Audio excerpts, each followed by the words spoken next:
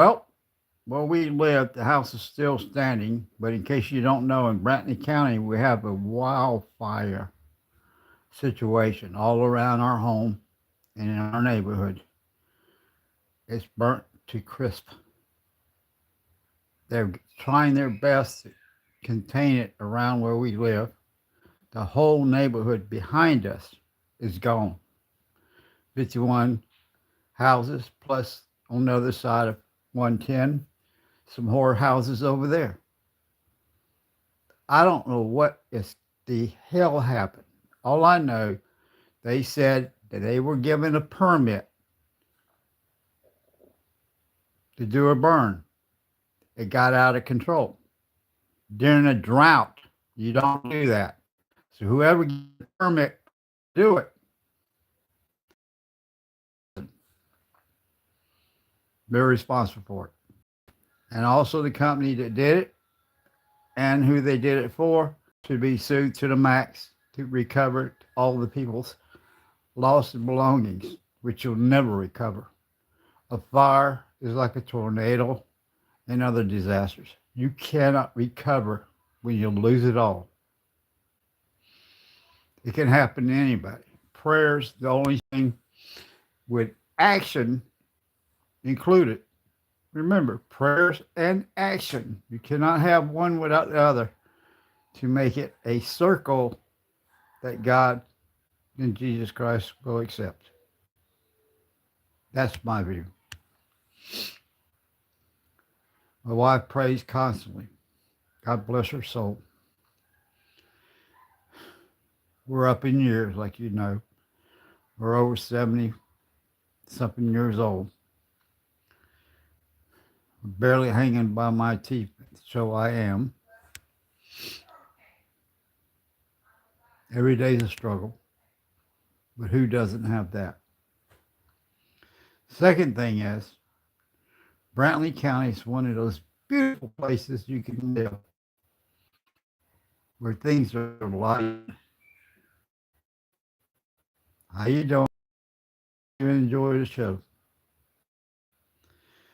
But fire is just blowed up again, and it went across 110 again and back across the other way. I mean, it's horrible. It's bad. They was hoping it'd burn itself out. It ain't gonna burn itself out, man. It's just gonna keep going and going and going. They should have never gave them a burn permit to start with. I mean, we had warnings about, we're in a drought. Don't have any fires around your house. But yet to give a burn permit? That don't make any sense. Well, let's get down to some real facts. We don't have the equipment, period, to control any wildfire. We have a helicopter with whoopee with a basket. We need more than that. We need aircraft. We need things that can drop a lot of water to control. They have less than 10% under control. In other words, there's nothing under control. Now, it's probably different now, but when we left the house at the resetting of solar panels and all, which I was the only one that had electricity that I know of, the rest don't. They had the power back on again, and guess what happened? The fire destroyed the power lines again. Absolutely. What else? It keeps the winds when they come up in the evening. It's just, oh man, it's just blast. It's like a blast furnace. As most of y'all know, pray for those people that's lost everything they ever owned, everything they ever will own. It's gone. I don't know how many homes is up right now, but please give them prayers. And if you can afford to, try to give them help. That's including us, my family. Everybody needs help. We might go home tomorrow or the next day. I have a place to stay. where I grew up at, where you see me in this room, I lived as a kid and grew up in this room after my father got out of the military. Absolutely. Grew up on it in the military. I'm a military brat. Yep. This is the home we bought, him and mom. And this is where the family stuck their roots back where they started. Both dad was from that now, but I live. So there's my wife. I'm the only one that has family here. She doesn't. That I know of. I don't know. Helen is my responsibility.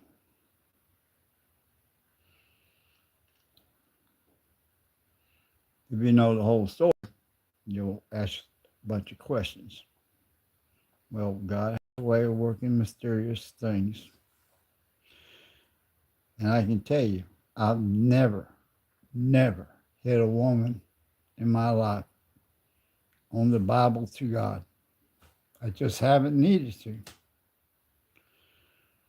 Why should I? I've been hit by them before, but why should I strike them? Just leave. By the time you got to hit each other, it's been well over for a while. I try to make sure we don't get to that point. How you doing, all y'all? Each and every one of you. Faith is the only thing that actually counts in life because we all can start over. If you're not willing to start over, there's no sense of even joining the human race. But that's what most of us do all our lives. Me, I just consider I can buy new stuff again, have more room. Disaster comes, it's the way it is. There's nothing you can do. You've got to be strong enough and have enough skills to at least do what? Accept your fate and then move on. Move on, bad boy. Me, I can go to old folks' home. Live out my life there. Don't have to buy another house. Don't have to do anything. The insurance will cover some of the damages. Won't replace everything. Give me room to get more stuff while I'm still alive, right? You gotta look at it in a good light.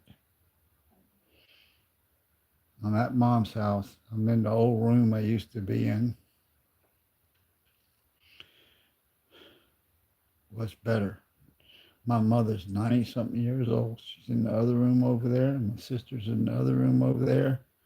And this is where everybody comes back to when they want to come home, for whatever the reason is, to reconstruct their life. What better can you ask for? That's family. No matter how bad it is, how rough things are, you have a place. A lot of people don't have those opportunities or those places. So, do you want to join me later on? And I can hopefully show you what's going on next time. When we go back to the house, and by the way, the war that we're striking, keep a terrorist place that's been picking and killing our people and everything else throughout the years. You know, Iran, the terrorist organization in the world, the evil substance that really is the baddest of the bad. Well, I like the way this president's doing it. Let them starve themselves to death. Let their people that supported them, let them do without. I'll pay $10 a gallon so we don't have your kids come back all mutilated, having our churches shot up, our people killed. How you doing? Well, I'm going to go. I'll take it easy. My wife just came back in. And good night to all you. I'm surprised you always talk about me when I come through. I'm just a little, what do you call it?